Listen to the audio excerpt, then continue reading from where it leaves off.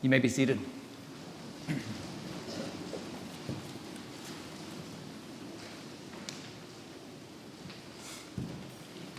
Even if you happened to have seen the inside of our little house, you may not have realized that one of the rarest art collections in the world hangs on its walls.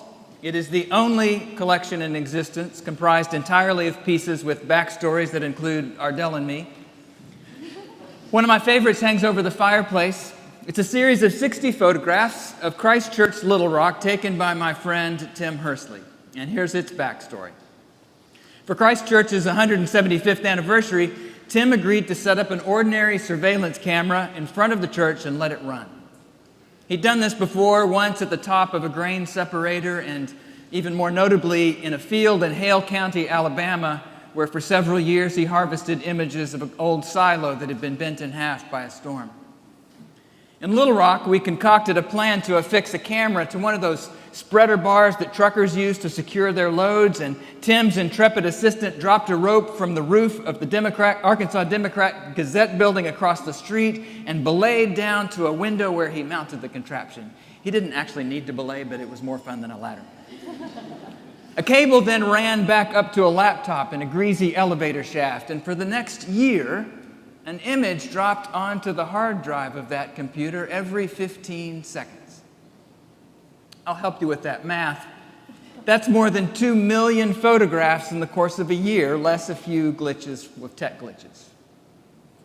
So the series above our mantel is from a night when the moon was full and appeared to roll right up the ridge of the church's roof and off into the night, while the red doors intermittently opened and closed as people passed by on the sidewalk or stepped outside to take a phone call on the steps, as city buses blurred their way past.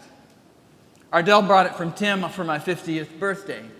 We picked it up from the framers just as we were packing up our house to move to Memphis, and it was among the first things we unwrapped and hung proudly on the wall when we got here. Now, before you'll see the obvious relevance of this story to yet another eye-crossing parable from the Gospel of Luke, I need to tell you something else about Tim. He also happens to be one of the foremost architectural photographers in the country. He's photographed buildings by the likes of Frank Gehry and James Turrell and Philip Johnson and Moshe Safdie. He even photographed a series for Andy Warhol in his factory back in the day. But for this kind of work, as you might have guessed, Tim doesn't use a camera you could pick up at Best Buy. He photographs with a large format Sinar 4x5, it's called, which means to you and me that every shot is expensive, as in several dollars each just for the film. It's expensive, so a large format photographer doesn't click away like some giddy grandpa with an iPhone at a t-ball game. Every shot should be carefully set up, the light and angle and subject well considered before any film is exposed. Tim will fly across an ocean to shoot in a 15-minute window each day when the conditions are just so.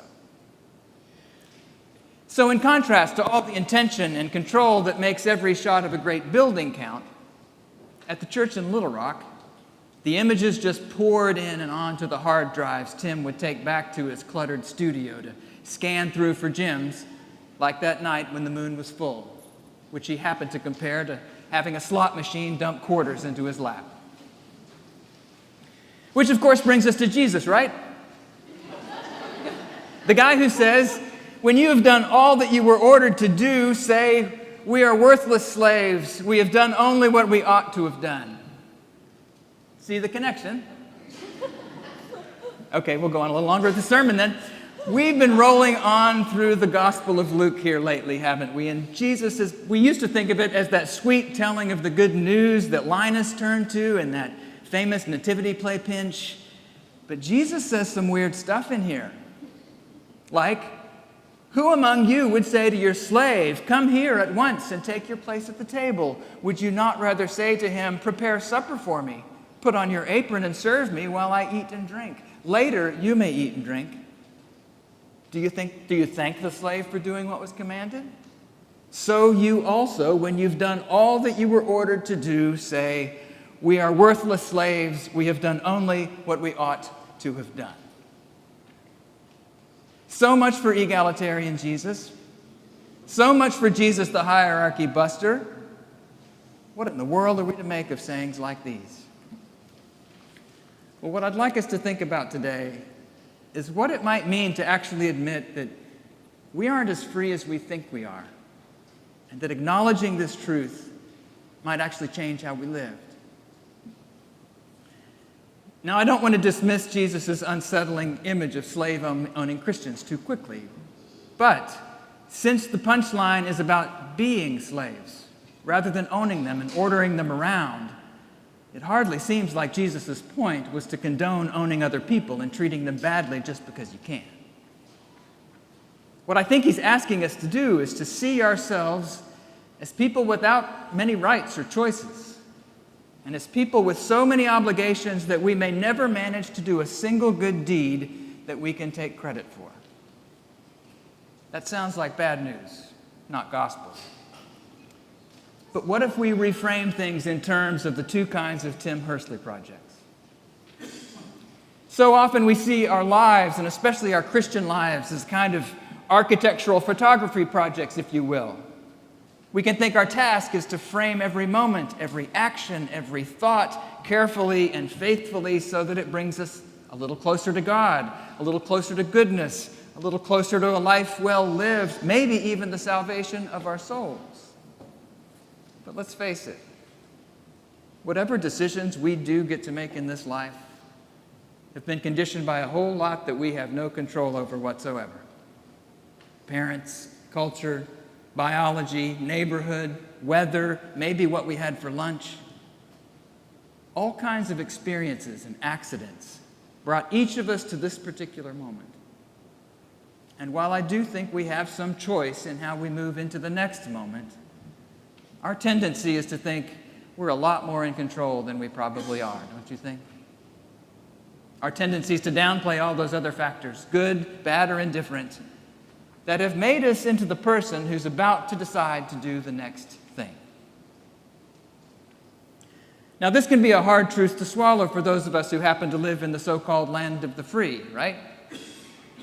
Then again, living when and where we do make us people who especially need this strange, uncensored Jesus who tells us bluntly that on some level, we are all of us worthless slaves. That we should get out of the business of taking credit for our lives and our goodness because, let's face it, we're mostly just playing the hands we've been dealt. I know. That still might sound like bad news to you, but consider this. Instead of seeing life essentially as something we get to plan and frame and craft and produce, what happens to us when we learn to take less credit? What happens when we see life as something that mostly spills into our laps, like images from that jury-rigged surveillance camera onto a hard drive? Well, one thing probably happens immediately. We probably get a little less smug. We're bound to be a little less likely to separate ourselves from someone whose life is given a harder time. Maybe we're a little less judgmental too, don't you think? But we're also potentially a little more giddy and thankful for whatever good God has dumped onto us so gratuitously. We're a little more like Tim in his studio, sifting through the million little gifts that curious mix of light and moon and an old church building produced. There's something to be said for feeling more lucky than good. There's something to be said for living in the wake of grace.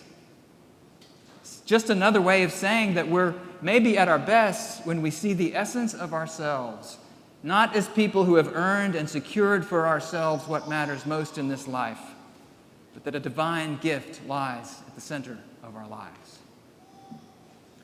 We are worthless slaves, not because we're empty of worth, but because we're not the ones who make ourselves worthy. Grace is a gift to each of us by a loving and indiscriminate God.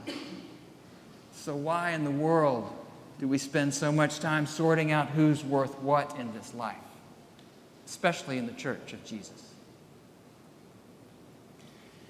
It's pretty late in this sermon to go back to the part of the gospel reading that would actually have been a lot more edifying to deal with, but let's do that.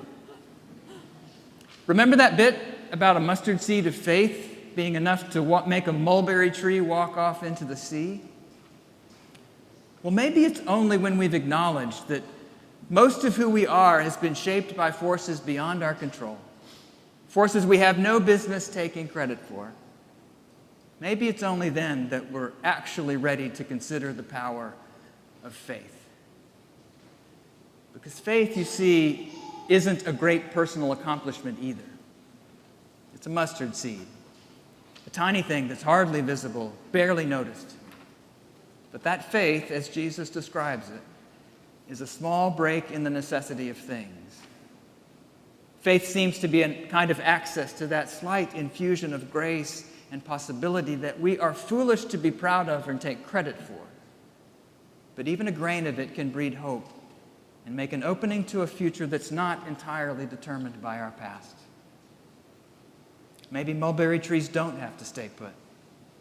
Maybe another future is possible on the other side of wounds and failures we didn't think we could survive. Maybe, says faith. Maybe. We are worthless slaves. We have done only what we ought to have done. I don't think you'll find that mantra in any self-help books. But if the church can be a community of honest humility and a big thankfulness to God about how we got to be whoever we are, and a community that nurtures the hope that even a tiny seed of faith can create, lives will change.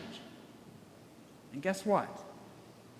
All we need to be to embody that community are worthless slaves. You don't have to have gotten yourself together. You don't have to have been born on the right side of the streets or with the right name. You don't have to be smart enough or good enough or have a bucket load of faith down in your heart. Jesus says that to be his people, we don't have to have made something else of our lives. We just have to be people, and whoever you are one whom life has made something of.